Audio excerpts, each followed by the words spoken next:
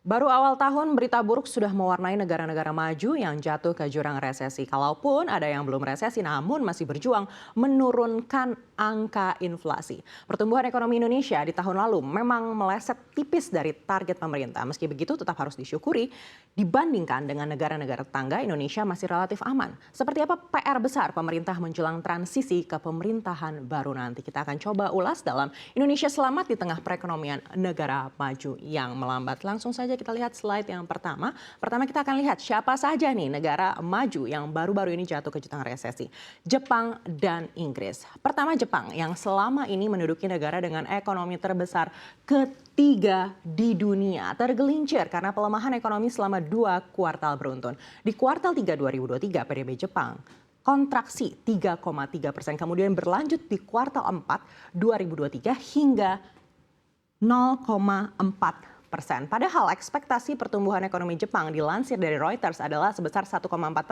Para ahli menilai pelemahan Jepang cukup mengerikan dan menjadi tantangan bagi Bank Sentral Jepang atau BOJ untuk memperketat kebijakan. Salah satu faktor penyebab resesi Jepang adalah inflasi yang tinggi di tengah konsumsi dalam negeri yang lemah. Berikutnya adalah Inggris. Sama seperti Jepang, Inggris juga sudah masuk resesi teknikal akibat pelemahan ekonomi 2 kuartal beruntun.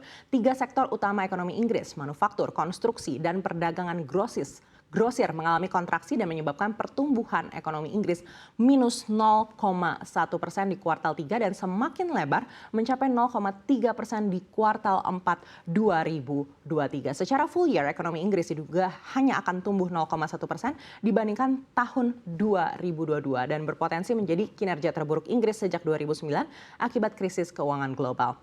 Pelemahan ekonomi Inggris ini memperlihatkan kegagalan Rishi Sunak atas janjinya meningkatkan pertumbuhan ekonomi Britania Raya. Akibatnya, posisi Sunak terancam menjelang pemilu Inggris di akhir tahun ini. Efeknya untuk Indonesia apa? Kita akan cek slide berikutnya.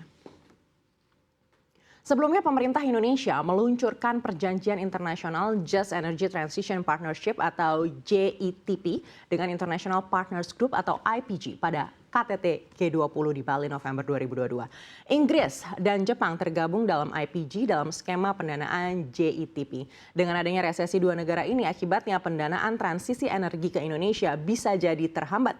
Meskipun IPG memang tidak mengikat dan memiliki anggota lain selain Jepang dan Inggris seperti Amerika Serikat, juga Kanada, Denmark, Uni Eropa, Prancis, Jerman, Italia, dan juga Norwegia, nilai pendanaan JETP ini mencapai 21 miliar dolar Amerika Serikat atau kalau dirupiahkan ini jumlahnya 300 triliun rupiah dari investasi publik dan swasta. Bentuknya hibah dan bunganya rendah pada 3 hingga 5 tahun ke depan. Hingga hari ini Inggris dan Jepang masih berkomitmen untuk pendanaan JETP. Namun siapa yang tahu di kuartal berikutnya kalau ternyata PDB terkontraksi lebih dalam. Kalau menurut Direktur Eksekutif IESR, sifat resesi dua negara ini memang tidak permanen dan tidak akan mempengaruhi komitmen JETP karena sudah dialokasikan sebelumnya. Jadi Parlemen Inggris memang sebelumnya sudah setuju akan budget senilai 1 miliar dolar Amerika Serikat untuk JETP. Sedangkan Jepang juga sudah komitmen pendanaan ke sejumlah proyek PLN. Jadi ya kita harapkan tidak ingkar janji ya. Tapi masalahnya tidak hanya Jepang dan Inggris yang terseok-seok. Kita akan lihat slide berikutnya.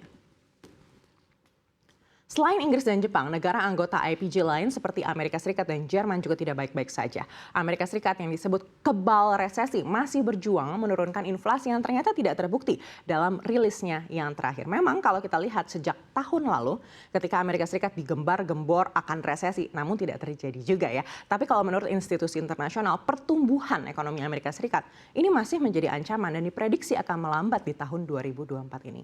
Konsumsi Amerika Serikat juga diperkirakan melemah dan pengetatan moneter berpotensi masih akan berlanjut. Kalau kita ingat di tahun 2023, pasar sempat optimistis sekali suku bunga Amerika Serikat akan dipangkas di kuartal 1 2024. Namun, melihat kenyataan di awal tahun ini terjadi pergeseran ekspektasi kalau suku bunga mungkin baru akan dipangkas di second half 2024. Yang artinya masih ada potensi untuk mundur lagi juga tergantung keadaan ekonomi dan inflasi yang semakin jauh dari target The Fed yaitu 2%. Apalagi Amerika Serikat juga akan pemilu di November tahun ini. Apakah pemerintahan Joe Biden akan bertahan di tengah gempuran ancaman pelemahan ekonomi atau akan menjadi celah bagi Donald Trump untuk kembali menduduki White House.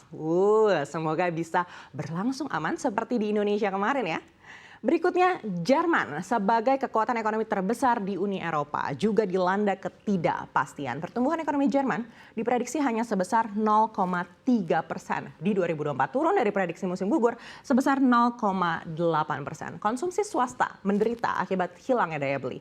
Aktivitas di sektor konstruksi dan energi intensif juga terhambat karena kenaikan biaya yang tinggi dan kekurangan tenaga kerja. Lalu apa kabar pendanaan untuk transisi energi Indonesia? Kita belum mendengar kabarnya, tapi menjadi lampu kuning bagi pemerintah Indonesia, terutama yang fokus pada target sustainable energy di tahun ini. Tidak hanya dari potensi JETP, tapi juga dari aktivitas dagang. Indonesia pun berpotensi terimbas dari lemahnya perekonomian negara-negara mitra dagang utama, terutama China. Kita akan cek slide berikutnya. Negara-negara yang tergabung dengan IPG memang boleh terseok-seok dan perjanjian transisi energi Indonesia memang terancam. Tapi jangan lupa, yang lebih mengancam adalah keadaan ekonomi negara partner dagang terbesar Indonesia, China. Di 2024, ekonomi China diperkirakan masih akan melambat 4,5% secara tahunan. Ini kalau di rata-rata ya, sudah direvisi ke bawah dari perkiraan sebelumnya. Sektor properti China menjadi biang kerok terbesar pelemahan ekonomi di sana.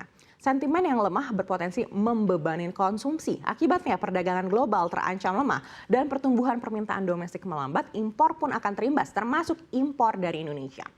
China memang tidak resesi, tapi deflasinya merosot dalam, bahkan paling dalam selama lebih dari 14 tahun terakhir. China berkontribusi besar bagi investasi asing langsung atau foreign direct investment ke Indonesia.